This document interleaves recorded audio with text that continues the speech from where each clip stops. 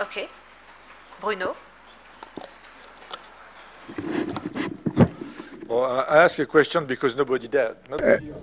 Je veux poser une question parce que personne d'autre ne le fait.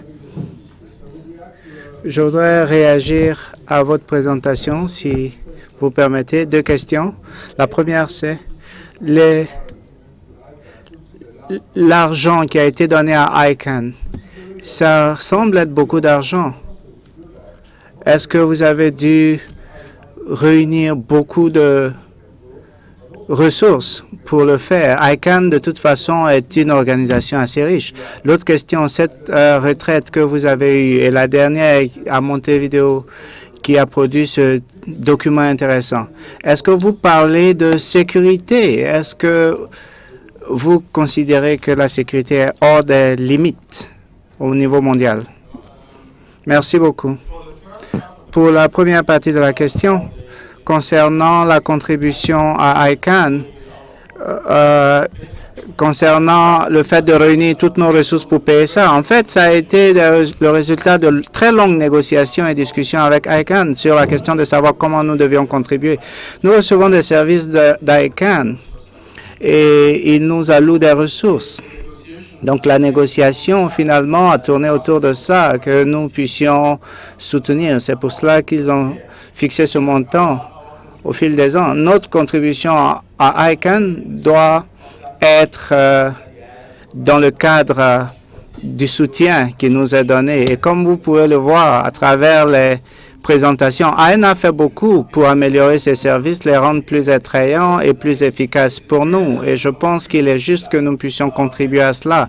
Et c'est clair que dans le protocole d'accord que nous avons avec ICANN, que notre contribution puisse aller principalement vers les services qu'ils nous fournissent. Ça peut être négocié, mais pour le moment, ce n'est pas à l'ordre du jour. Et je pense que si nous l'avons fait, nous sommes très heureux d'avoir contribué ainsi pour le moment. Voilà la situation. Voilà l'arrière-plan. Concernant la sécurité, oui, nous parlons de sécurité. En fait, nos retraites sont principalement destinées à discuter de questions transversales aux 5 régions. Et très franchement, pendant la dernière retraite, nous avons vu la sécurité émerger de façon significative dans ce que nous faisons. Mais, vous savez, la sécurité a différents niveaux de maturité dans les régions et ce n'est pas toutes les régions qui ont le même engagement sur la question. Alors, nous en parlons. Nous avons donné à notre groupe de coordination des tâches autour du renforcement de capacités, etc. Mais nous ne l'avons pas mis dans la déclaration de Montevideo parce que cette déclaration de Montevideo a été faite par des organisations plutôt que par le NRO et il y a d'autres organisations en outre. Alors, la déclaration en elle-même est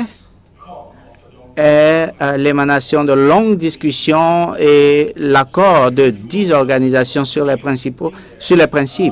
La sécurité n'était pas un très grand sujet, mais j'espère que dans la prochaine déclaration, on va davantage parler. Oui, nous parlons de sécurité.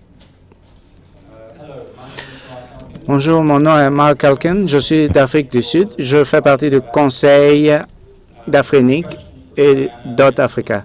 Ayana, question pour Ayana. Je vois qu'on fait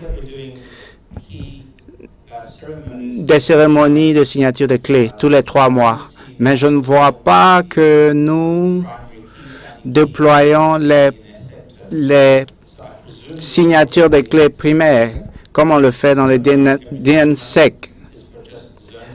Est-ce que c'est des signatures de clés dans les zones pour les racines? Mais comment est-ce qu'on peut s'attendre à voir la signature de clés plus généralisée? Je suis Léo, je réponds à votre question. Pour le moment, nous faisons seulement des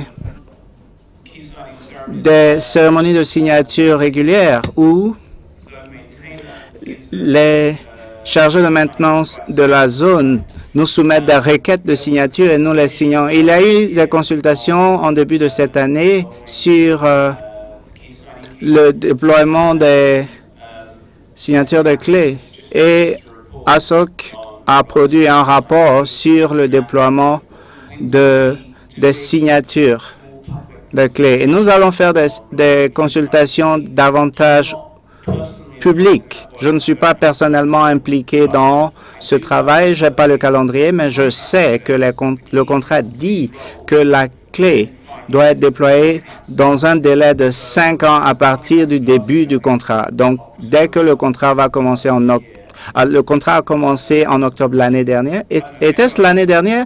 Anyway, peu importe, ça doit se faire en un peu moins de 2 ans et ça va être une série d'engagements publics, d'activités publiques et des consultations formelles, mais aussi discuter pendant les réunions techniques appropriées comme AFNOC, DNSEC. Peut-être vous voudriez une date, mais je ne peux pas vous la donner. Mon nom est Alain et sur la question du déploiement des clés, j'ai fait partie du travail de l'équipe qui a travaillé sur le document et je serais heureux d'avoir une discussion avec vous à ce sujet. Une question pour Léo. Vous avez mentionné l'automatisation des zones racines et je voudrais savoir combien de CCTLD africains ont été enregistrés dans la nouvelle gestion de zones racines.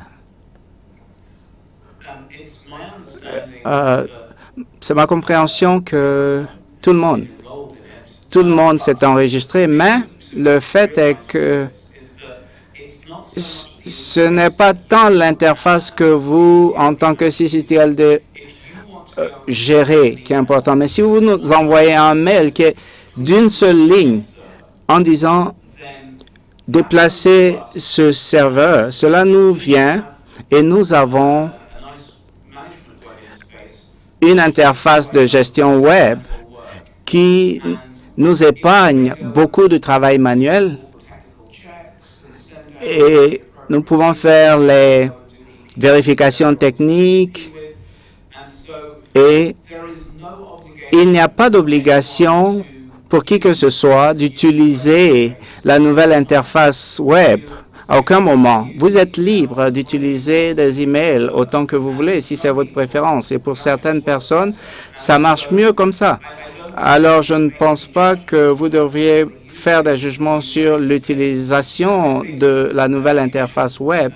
Je pense qu'il faudrait évaluer le système, l'efficacité du système sur le temps que ça prend pour que les choses arrivent. Et je suis heureux de pouvoir rendre compte que lorsque les premiers GTLD sont arrivés, c'est venu à travers notre département de gestion des GTLD.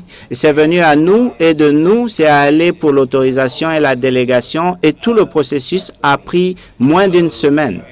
Alors, c'était un processus très efficient. Donc, pas simplement en raison de ce nouveau système, mais aussi il y a eu beaucoup de processus qui ont été améliorés.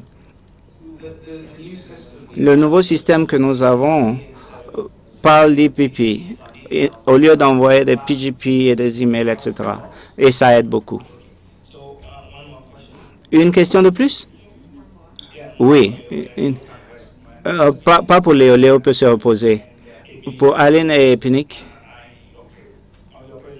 Dans votre présentation, vous avez mentionné plusieurs fois que vous avez fait du travail sur la façon dont vous avez géré les blocs retournés. Et je voudrais savoir quel pourcentage de blocs retournés va dans le pool global que nous avons.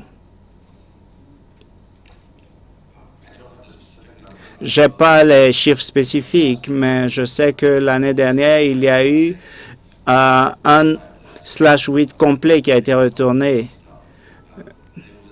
Il y avait historiquement un problème avec la gestion des retours. Et nous allons continuer de retourner quand c'est possible. Et c'est la même chose pour Epinik.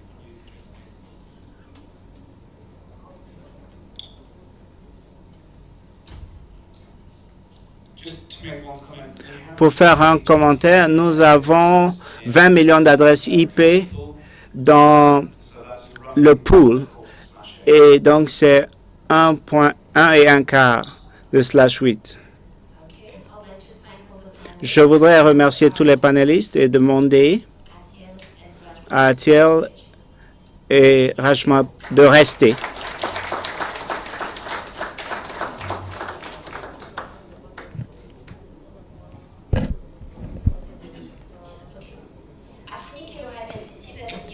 Un protocole d'accord qui va permettre aux deux organisations de travailler en étroite collaboration pour renforcer la coopération dans des activités dans lesquelles ils ont un intérêt commun. Dans l'application de ce MOU, il y a 3 projets spécifiques qui commencent dans les prochains jours, notamment la distribution des RIPE Atlas, l'installation des Atlas Anchor et l'installation d'un Anchor au sein de l'infrastructure d'Afrenic. Ce protocole d'accord démontre encore une fois l'engagement d'Afrenic et de RIPE de continuer à promouvoir le développement de l'Internet dans leurs régions respectives. Je vais maintenant inviter Adiel Aplogan et Karve Rajbar à sceller cet accord.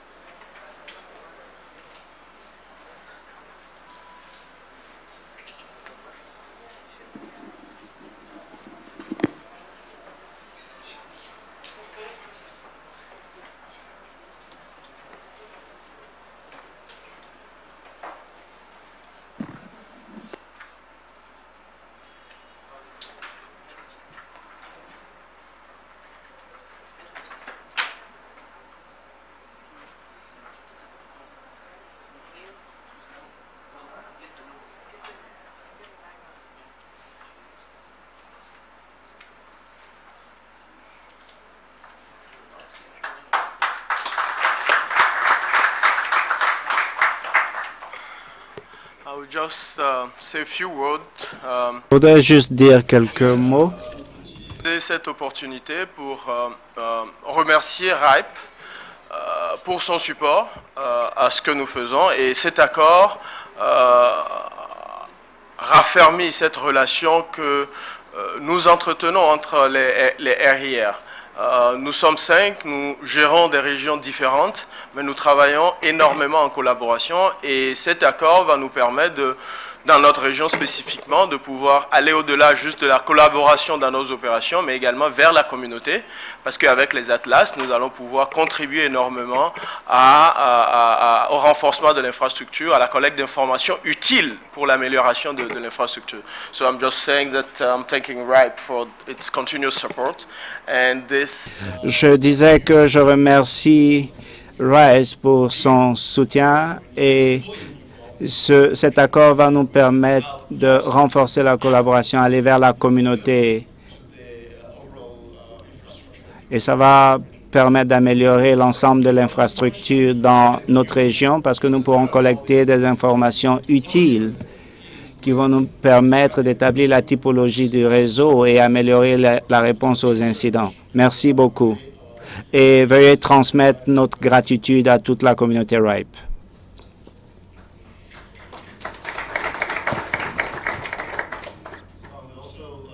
Je voudrais aussi remercier Afrinic pour la signature de cet accord. Nous avons travaillé ensemble et ça a été une très belle expérience de travailler avec Afrinic. Nous avons eu de multiples projets ensemble. Ça, c'est pour formaliser un peu les choses, pour avoir des buts plus précis et des délais précis pour finir les choses.